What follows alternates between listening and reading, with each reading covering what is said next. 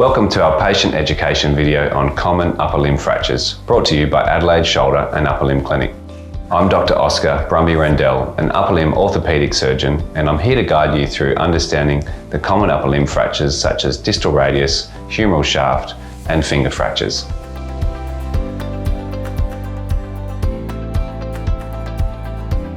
Distal radius or wrist fractures are very common and make up a large percentage of the fractures that we treat here at Adelaide Shoulder and Upper Limb Clinic. It is typically from a fall onto an outstretched hand, causing abnormal force through the wrist when it's extended. Fractures often involve the joint of the wrist. These are called intra-articular fractures. Fractures that are in completely normal alignment are treated with a cast or splint. If fractures are displaced or not sitting in the right position, we will discuss the option of surgery to put the broken bone back in the right position to optimise wrist function. This is an example of a typical fractured distal radius. You can see this part of the bone is now tilted backwards, which gives the arm a deformed appearance. This is how it looks after the surgery when a plate and screws is used to hold it back in the normal position. Patients are then typically treated with a removable wrist splint after surgery that allows for cleaning of the arm and early range of movement and exercises. Sometimes these plates can irritate the tendons at the front of the wrist that flex the fingers. If this occurs, we may recommend surgery to remove the plate once the bone is healed to prevent further damage to the tendons. Humerus fractures typically occur after a fall and direct blow to the middle of the arm or a twisting mechanism that causes a spiral fracture. Humerus fractures are usually quite painful until a suitable brace or splint has been applied.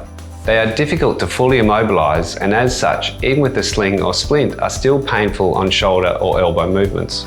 A well-aligned humerus fracture will heal approximately 90% of the time without surgery. However, it can often involve wearing an arm brace for over 3 months. Surgery to fix and hold the humerus with a strong plate or rod inside the bone allows full range of movement immediately. A brace is usually not required after surgery, and patients typically use a sling for a few weeks for comfort. There are risks of surgery, such as nerve injury, due to the intimate relationship of specific nerves that wrap very closely around the humeral bone. We will discuss in length the benefits and risks of surgical fixation of humeral fractures versus prolonged splint management. Fracture of the fingers or hand are common and can often be managed with a well-made thermoplastic splint.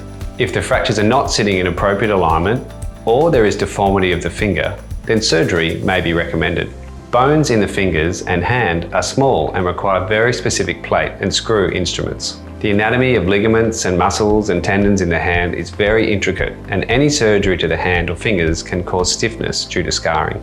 The aim of any hand or finger surgery is to stabilise the fractured bone with enough strength to withstand early range of movement exercises to minimise the post-operative stiffness and swelling. Sometimes the bone is too badly damaged to allow early movement, as it will risk small calibre screws breaking or moving. In these cases, a splint will be used post-operatively with gradual return to movement exercises. On some occasions, adjacent muscle tendons can become stuck or adhered to the metal plates and require scar release and plate removal once the bone is healed sufficiently.